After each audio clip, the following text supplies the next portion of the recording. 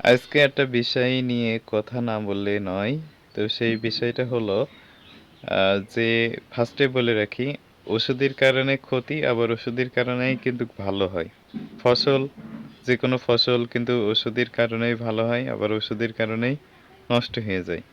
তো এখন যে বর্তমান যে ভুঁইতে আছি সে ভুঁইটাই মুগ কলাই মোটামুটি ভালোই এসেছিল। কিন্তু দুর্ভাগ্য বিষয় সেইটা হলো কৃষকের ক্ষতি হচ্ছে শুধু পোকার কারণে।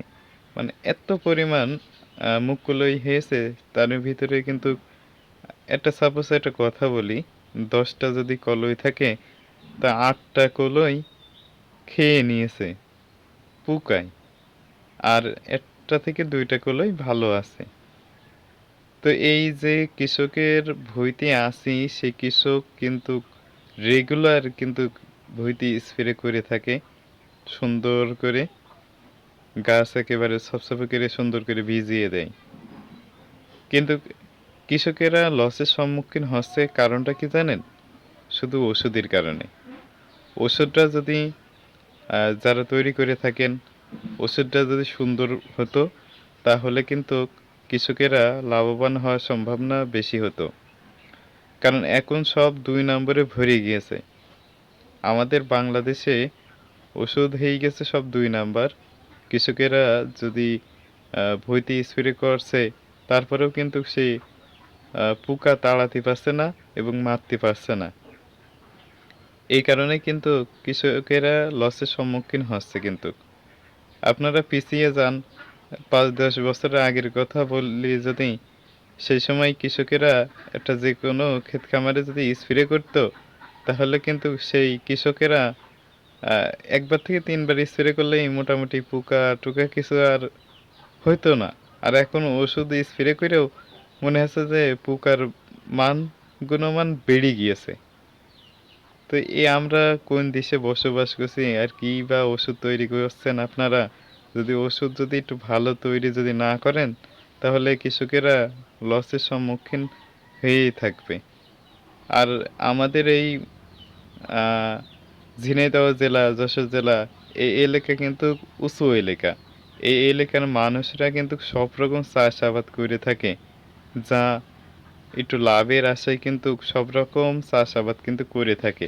তা সেই লাভটাই যদি না হয় কৃষকের তাহলে কি করে একটা লিজ নিতে গেলেও ভুঁই অনেক টাকা দাম। তো এখানে লিজের টাকাও যদি দেয় কৃষকের কিন্তু সেইভাবে পড়তা হয় না। তো আমি বলতে চাই অ্যা অবশ্যই আপনারা যে ওষুধ উৎপাদন করে থাকেন সেই ওষুধটা অবশ্যই একটু ভালো করবেন। বর্তমান যে জায়গার ভিডিওটা দেখতে পাচ্ছেন আপনারা, এটার লোকেশন আমাদের ঝিনাইদহ জেলা, মহেশপুর থানা, কালোহুদা গ্রামে। আমার তুতা মামা একজন ট্রেক্টর চালায়।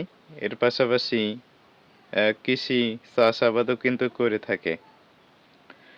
তো এই ভুঁইটাই কিন্তু তুতা মামা রেগুলার স্প্রে করে থাকে। কিন্তু স্প্রে করেও কোনো প্রকারেই পোকা মারতে পারতেছে না মুগ কলাইর ভুঁই থেকে। তো ওষুধ কোম্পানি ভাইয়েরা যদি এই ভিডিওটা দেখে থাকেন অবশ্যই আপনাদের ওষুধটা একটু ভালো করার চেষ্টা করবেন। আর অবশ্যই এরকম কৃষকের যাতে লস না হয় সেইরকম ভাবে ওষুধ উৎপাদন করবেন। আমরা যদি স্প্রে করি তা দেখা যাচ্ছে যে আমি তো বলেই দিলাম যে এর আগে কিন্তু মানুষ বই দিয়ে স্প্রে করতো ১ বার থেকে ৩ বার ৪ বার এরকম। তাই পোকা হতো না তেমন একটা। আর এখন বর্তমান সময়ে কিন্তু পোকার মান বেড়ে যাচ্ছে, ওষুধের মান কমে যাচ্ছে। পোকার মান যদি হয় 99% আর ওষুধের মান হয়ে যাচ্ছে ৩০-৪০%। তাহলে এখানে পোকাটা মারবেটা কিভাবে বলেন আপনারাই? তো অবশ্যই এই ভিডিওটা কেউ খারাপ মনে নেবেন না। এতে কৃষকের লস আছে এই কারণেই এই ভিডিওটা।